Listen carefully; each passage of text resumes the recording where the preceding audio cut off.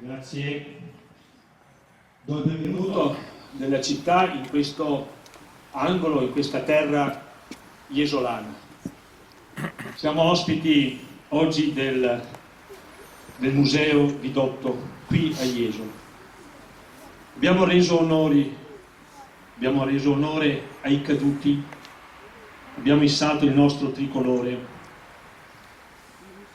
Ringrazio il picchetto in armi che ci ha accolti, ringrazio il signor colonnello che ci ha ospitati assieme al Cavaliere Vidotto. Ho citato tanti simboli, una lapide, il monumento, il tricolore. Sono simboli che ancora oggi hanno un senso, ma lo hanno ogni giorno se camminano assieme a noi. Pensavo, venendo qui a piedi, che quello che noi celebriamo ogni anno e che più volte si celebra in altre occasioni qui in questo luogo è una sorta di pellegrinaggio. L'ho detto anche l'altro giorno che siamo stati con la sua arma in quel di Verona al cimitero dei caduti della prima e della seconda guerra mondiale. Il pellegrinaggio si fa quando si ha una meta da raggiungere, quando si ha un obiettivo, quando si sa dove si deve arrivare. E lo si fa da soli, ma lo si fa dopo, in compagnia, laddove raggiungiamo questa meta.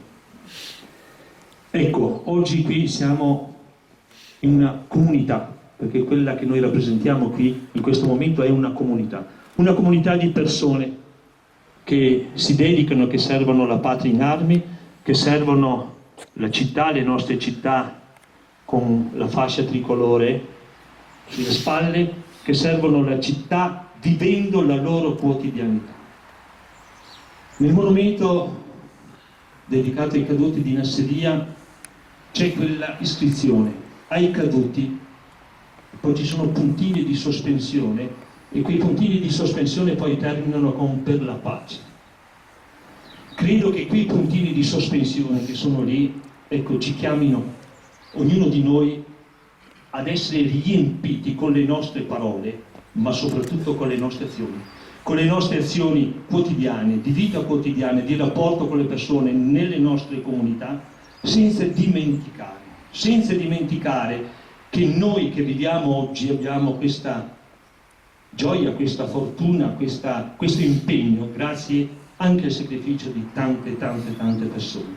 Oggi ricordiamo i caduti di Nasseria, ma ricordiamo tutti quei militari, tutte quelle persone che hanno un nome e un cognome come quelli che sono scritti lì, che hanno una famiglia, che hanno avuto dei figli, che avevano dei figli, che continuano ad averli anche in queste condizioni. Ecco, noi crediamo che davvero saremo degni e avremo raggiunto lo scopo, il nostro pellegrinaggio qui oggi avrà avuto una ragione se sapremo riempire quella sospensione, quei puntini di sospensione con dignità, rispettando quei valori, quel tricolore che abbiamo issato, quel silenzio che abbiamo ascoltato, perché non sia un silenzio di meditazione, ma sia un silenzio che ci fa davvero riproporci dentro ognuno di noi e nelle comunità quali sono i veri obiettivi del nostro essere insieme, che è quello di vivere appunto in pace tra di noi e davvero portare la pace anche dove purtroppo le situazioni